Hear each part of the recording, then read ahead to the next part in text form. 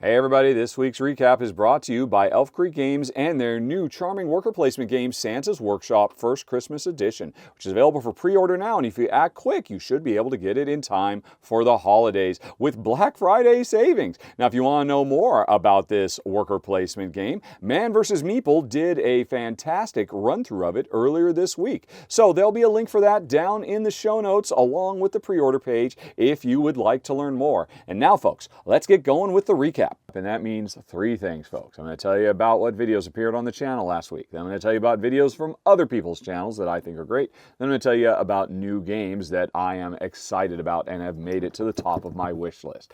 And folks, I don't think there's any reason to beat around the bush. We are here on the road outside of a friend's house in San Dimas. Might be here for a couple more days, might be hitting the road tomorrow. That is the nature of the life of a vagabond. We're not quite sure, but that's talking about moving forward. Let's talk about moving back in time. So last week, when we were all stuffing ourselves with turkey, did you have a nice Thanksgiving? We certainly did. I don't think I ate anything the following day. And for the first time in my life, I actually enjoyed yams, if such a thing is possible. But folks, games.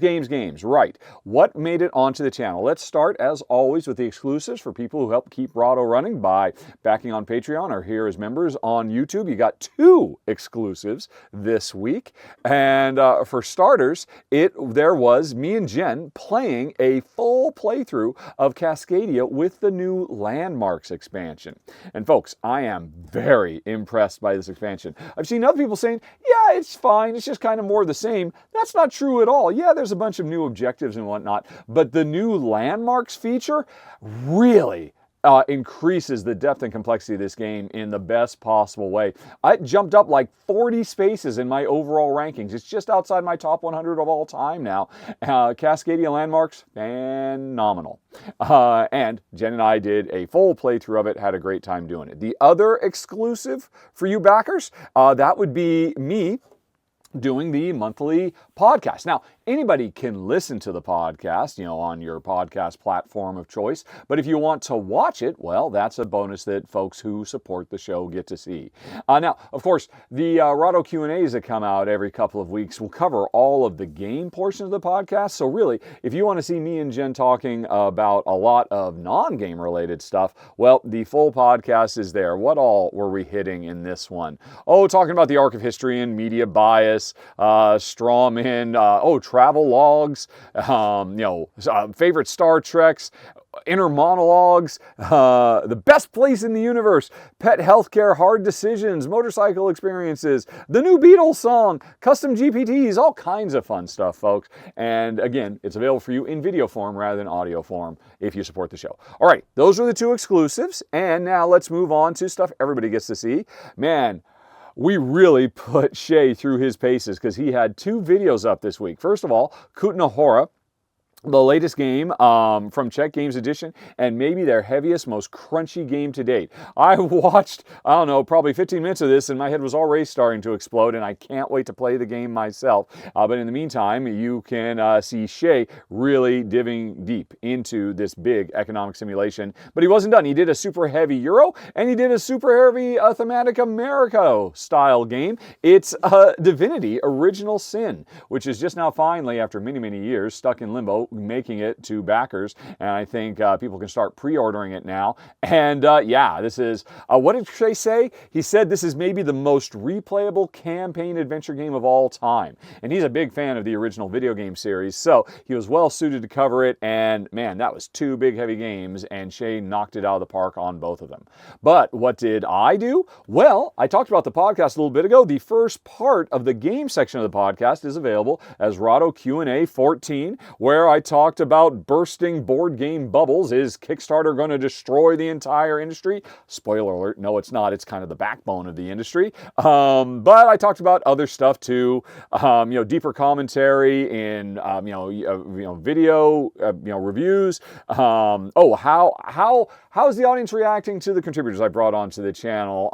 Solo gaming adjustments, shifts in media consumption habits. So some interesting comments. A lot of people commenting on those questions. So that's available for everybody. That was a bit of fun to do. Let's see. Oh, but talk about fun.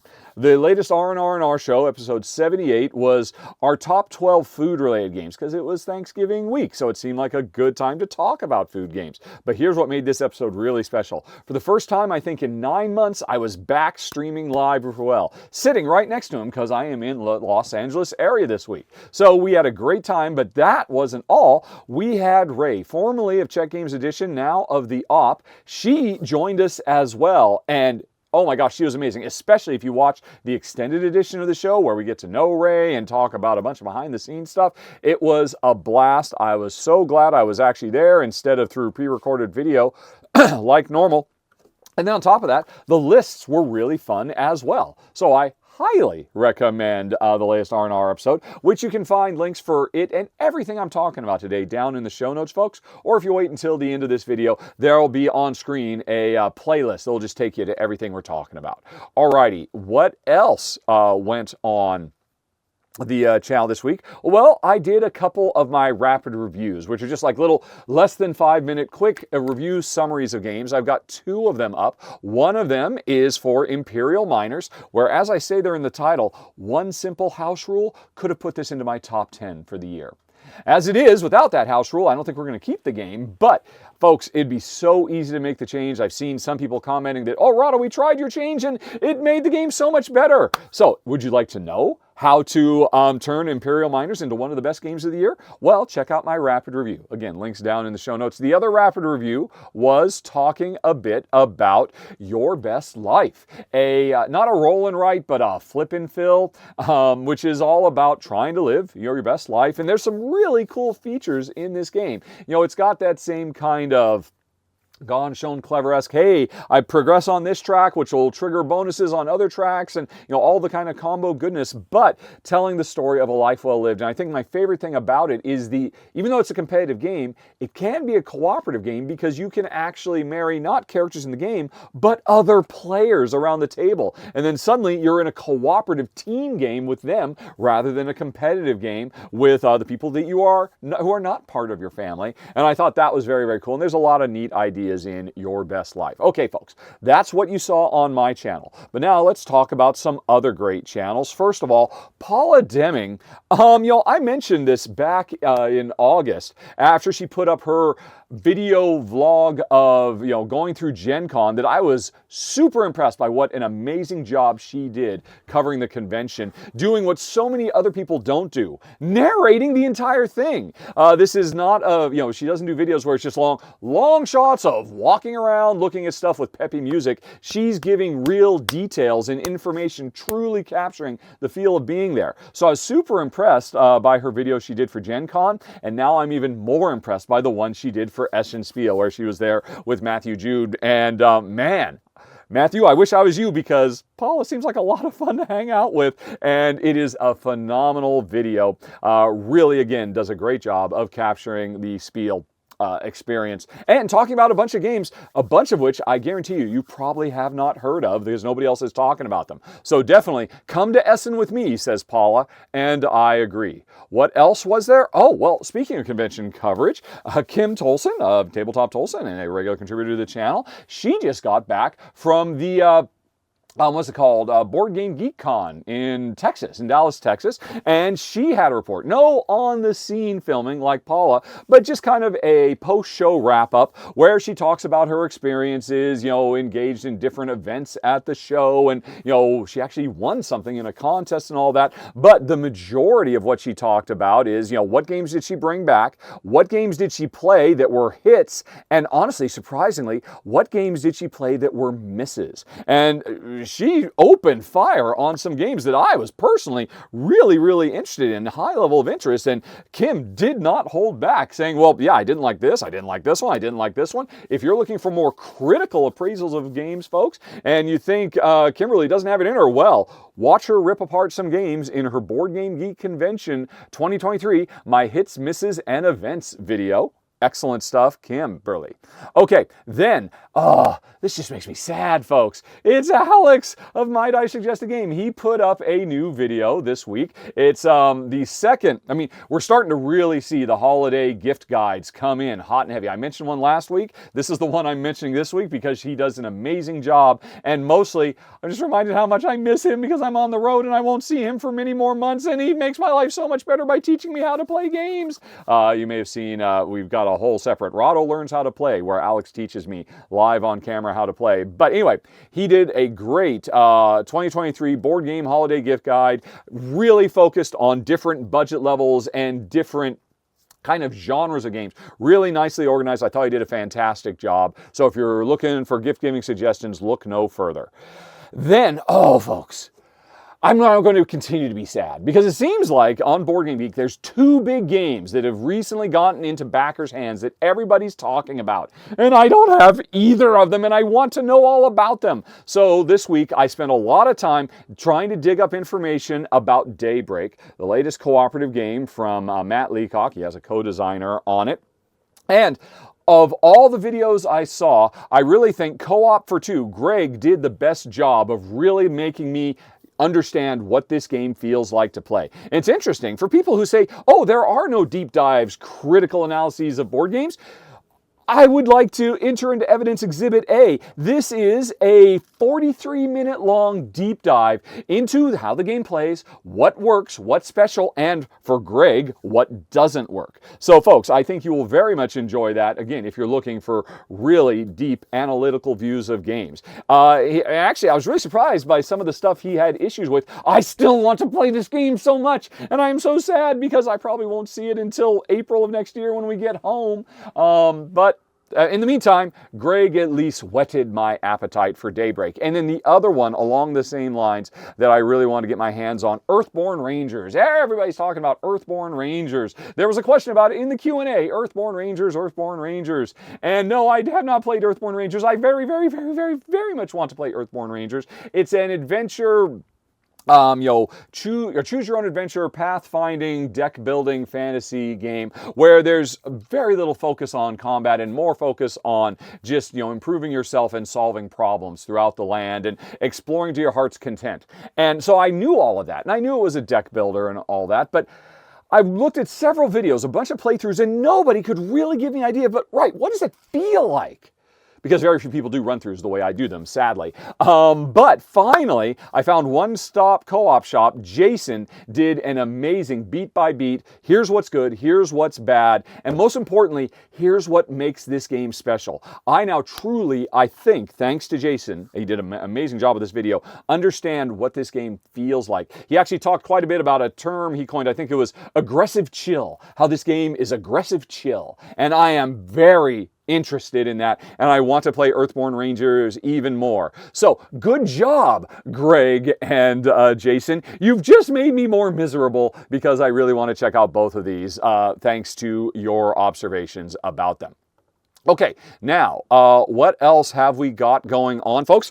Well, I've talked about our games on our channel. I've talked about games on other people's channels. Now, I'm going to talk about games of the future, because every week I dig through I look at every new game that has appeared in the Board Game Geek database and pull out just the best of the best.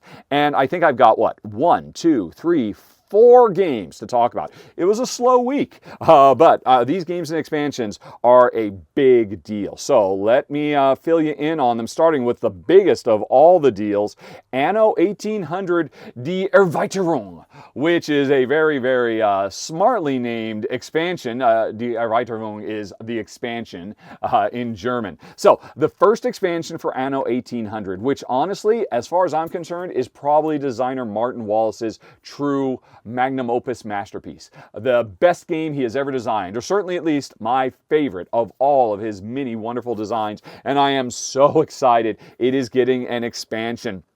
Adding a bit of whimsy because it adds airships to join the regular seafaring ships, new islands to explore, and they don't really say what, but they talk about population tiles. I don't know exactly what that means. The original game was all about tiles having to do with inventions and whatnot, and goods to create inventions. What are population tiles? I don't know, but I must have it. Anno 1800. Again, is absolutely stellar. A sadly very misunderstood game as well. You can go watch my original run-through. I'll talk about that in the final thoughts. But yeah, I am so there. And here's hoping, folks, although I have my doubts, I was hoping maybe they'd finally put the solo mode that I demonstrated officially into the box, so it's not something you have to download. But looking at this here, it still says 2 to 4 players. So sadly, maybe the solo mode won't make it in the box. But come on, Cosmos, hopefully it's not too late. And you can make that available for everybody. But folks, I am totally there for Anno 1800 Die Erweiterung. And speaking of expansions, I was really surprised to see we're going to be getting an expansion for Juicy Fruits, which is an excellent, excellent little engine building game. Well, yeah, I guess kind of more. Let's see, actually, is there a picture here of the back of the box of this expansion? I think there is. And if we look at it, it's very, very cool. It is a game I did a run-through for it, I'm pretty sure, where you've got a board full of tiles and you're sliding them around slider puzzle style, but turned into a very, very fun and interesting, puzzly little Euro game with really wonderful, colorful pieces, all about harvesting and selling fruit on the Juicy Fruits. Mystic Island is what this new expansion is called. I didn't really look too much into it because honestly, this is one of those games that I just kind of assumed, hey, yeah, it came out, it had its fans, it had its detractors. We'll probably never hear from it again, but oh my gosh, Juicy Fruits is back. And I'm very excited to see more because I thought the original game was the bee's knees. Alrighty, now, those are expansions. Let's talk about some actual games. I'm very interested in Alpina. Photograph animals in the Swiss National Park. Now, and unfortunately, there's almost nothing here in terms, they don't even bother to say what is the mechanisms. Come on, board game publishers, it's not that hard to use Board Game Geek properly and give us more information. You didn't even categorize it. Whatever. Anyway, can you play more cards to score more points or use opportunity to deceive your opponents? Find the cards that allow you to strike a balance between these objectives and victory will be yours. That's vague. I don't even understand what that is. So normally, honestly, I would put this as a 4 thinking about it instead of a 3 like to have, because I'm really this is ridiculous. They couldn't even be bothered to tell us anything about this other than what, granted, looks like a very, very pretty piece of art for the box cover. That looks nice. But I am bumping it up for one reason. Designer Luc Ramon, who I don't really know him that well, but I know one of his games. What is it? Oh, I've forgotten the name of it though. Is it Sky Team? I believe it's Sky Team. Let's go look at, yes, Sky Team. Sky Team is absolutely bonkers phenomenal. It's going to make a lot of people's top 10s of the year. And I don't blame him at all. It could potentially make mine too. It's an amazing game. I also played his game Splitto, which was surprisingly good for a little abstract card game. But, so, what's got next coming? Alpina? Yes. I've got to see it because whatever follows Sky Team is very, very high on my wish list because Sky Team was so amazing. Well done, Luke. Can't wait to see what you come up with next. And then finally, one more game, which again, there's not much information about it. Avanti! Figure out all the places where you're not going to find your destination. So again, almost nothing. Whoever from the publisher added this to the Board Game Geek database could not be bothered to list mechanisms, setting, family, anything, and that's too bad. And the setting is certainly interesting to me. We are traveling in a camper van with our friends, and we have to apparently do some kind of deduction to figure out where we're going by eliminating where we're not going, and whoever solves the puzzle the fastest. I have to admit, I'm really not that much into deduction-y type games, which I'm assuming is what this is. But there's 2 things that make me very interested, which I would love to have this game right now, because one, road trip, that's my wife's and my life right now. So a game all about that is very, very enticing. Again, because the box art certainly looks charming and inviting too. I would like to go on a road trip with that dog in that van at that lake. That seems wonderful. But more importantly than the subject matter and the presentation is, again, as always, folks, the designers, Stefan Dora and Ralph Zerlinde. Now, these are not big names in the industry like John D. Clare or Stefan Feld or whatnot, but these are important names as far as I'm concerned. Stefan Dora has made one of the greatest auction games of all time for sale. That's like his big, epic masterpiece that everybody loves. But he's done a bunch of other games beside. And Ralph Zerlind, probably his biggest game of all time was Finca, which is these are both brilliant, brilliant games. But honestly, I like it when Stefan and Ralph work together, because doing that, they brought us Milestones and one other that I played. I looked it up on Ralph's list here, and I'm forgetting now at the end of all this. Oh, Pergamon. Pergamon and Milestones are both phenomenal games. Games that I have kept in my collection through many, many culls over the years. You can see they came out over a decade ago, but I think they're both amazing. So the two of them, well, they're both accomplished designers in their own right, but when they work together, they make magic. So making magic about a subject that is very near and dear to my heart, travel life on the road, yes, please. I want Avanti, or at least I want to know more about it. Come on, Ravensburger, fill in the blanks for us. Jeez Louise. But anyway, folks, that is it. Another one done and dusted. And hey, there's the playlist. I promised, there's the playlist. And you can go on ahead and check out all the videos. Or if you want to know more about those games, there's links for them down in the show notes. And folks, it is getting close to time for us to get on our e-bikes and go have lunch with Ruel and his wife. And I'm very much looking forward to that before we hit the road once more as we keep heading south. See you next week, everybody. Talk to you there. So long. Bye-bye.